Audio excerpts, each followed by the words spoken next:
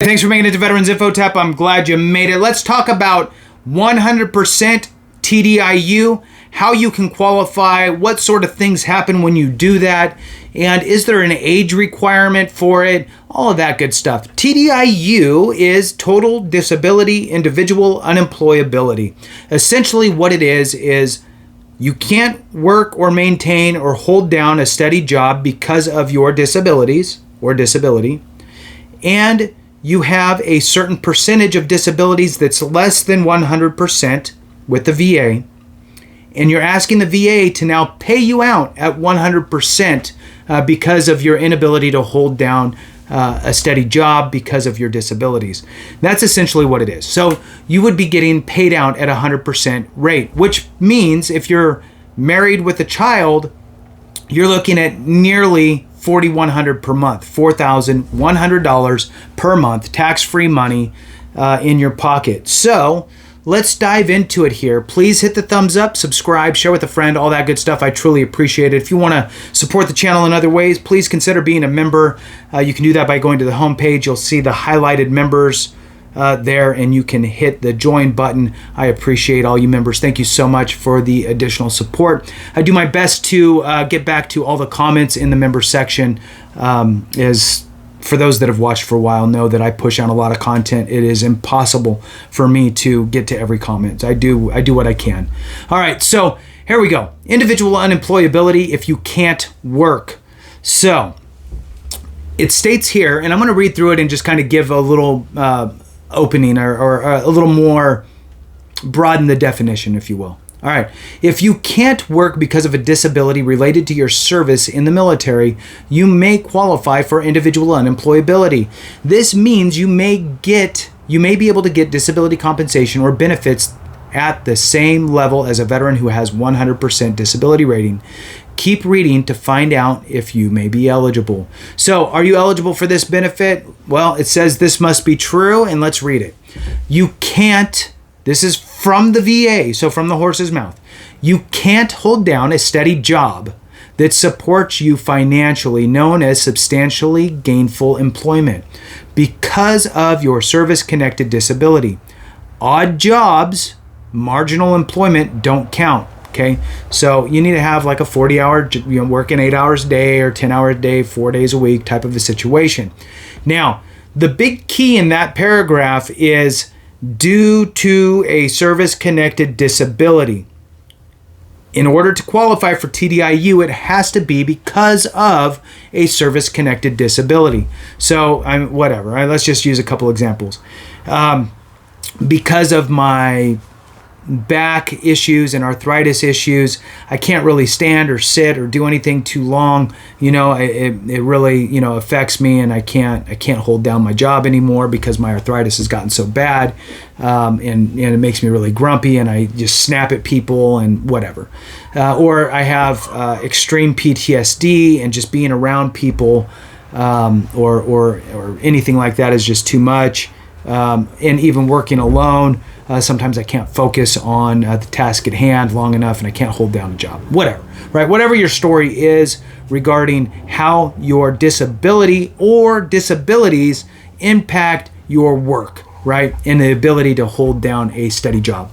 So it also says here that one of these must be true. You have at least one service-connected disability rated at 60%. So this is the qualifier for the ability to apply for TDIU. It still has to get approved, right? So you either need to have one rating that equals 60% alone, a standalone condition that is rated at 60%. For example, GERD, right? GERD, previously the maximum was 60%. Now it's 80%. But let's say GERD at 60%. That's one rating at 60%. It does not say that has to be the primary cause of your inability to work. It doesn't have to be the same condition. You could have 2, 3, 4 conditions. One is at 60%, the others are all 10s, but maybe one of those 10% actually is really impactful, right? Or it could be a combination of all of them.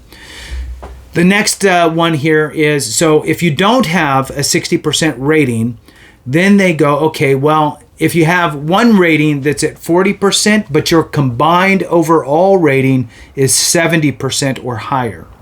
So the best way to look at this is you need to have one rating at 60% or higher, or you need to have one rating at 40% or higher with your combined being 70% or higher.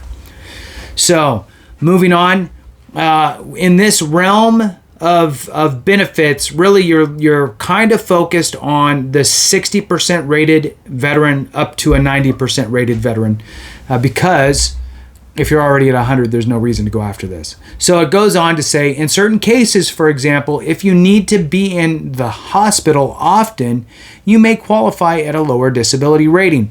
So this opens the door for veterans who go, look, my condition is rated at whatever it's rated at, but I got to go to the hospital like often, and I can't hold down a job because I'm always taking time off to go to the hospital or doctor's appointments or whatever for my service-connected disability. Maybe you have a bunch of 30% ratings, right? So you don't have the 140% rating.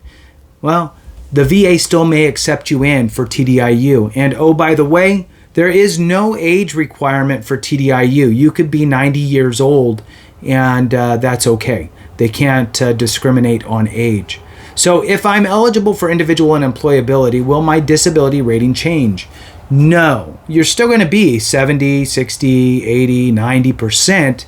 It's just you're going to be paid out at the 100%. So the VA's answer is no. If you're eligible for individual unemployability, the amount of your monthly compensation payment will change, but your disability rating will remain the same.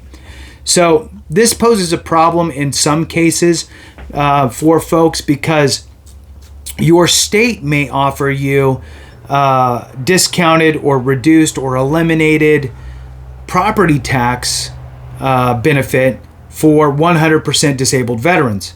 Well, your percentage didn't change, so all of your award letters will still say the same percentage, 60, 70, 80, 90%. So you're not going to be identified as a 100% rated veteran.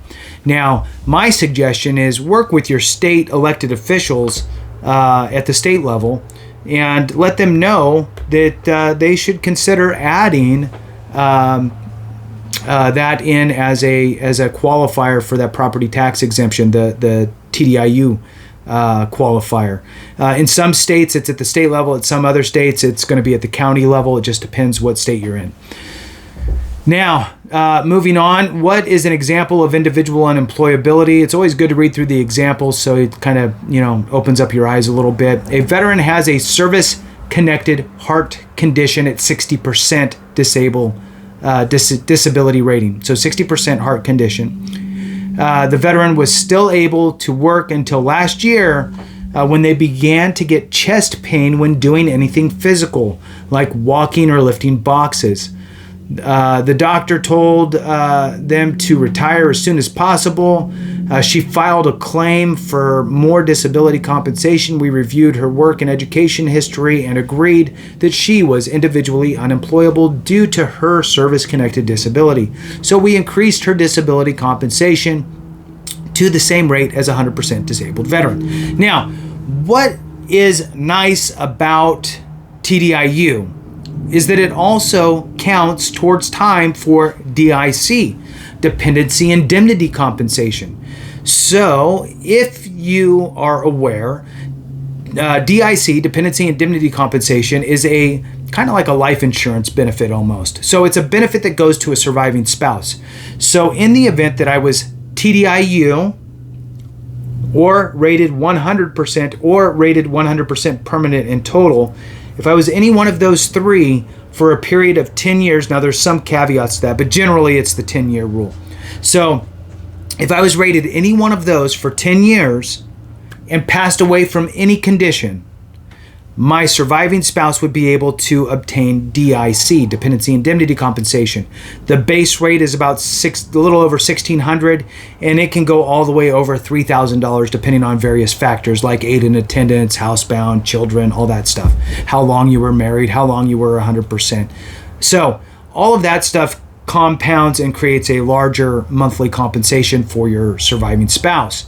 Again, being TDIU qualifies at that 10-year range for passing away of anything.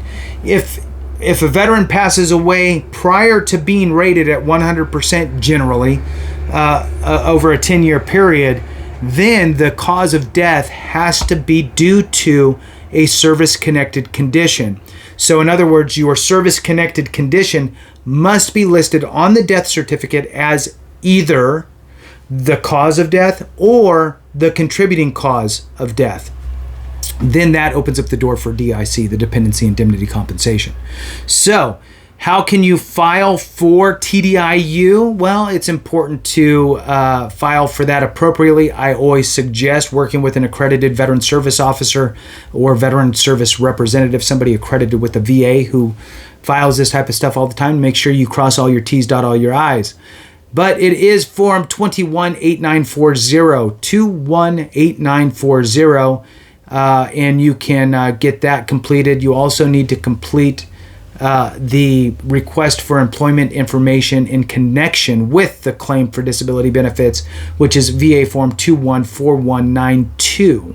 And I'll put that into the description as well for you. Again, the TDIU pays you out at 1,000 or at a 1,000%, 100% rating. Your rating itself stays the same, but your monthly compensation bounces up substantially, as well as you need to think about this.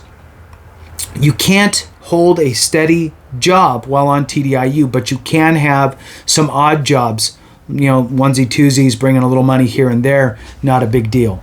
So with that, we'll go ahead and conclude it. Thank you so much for watching. I appreciate you. Have a great one. And remember, if we don't take care of each other, something went wrong.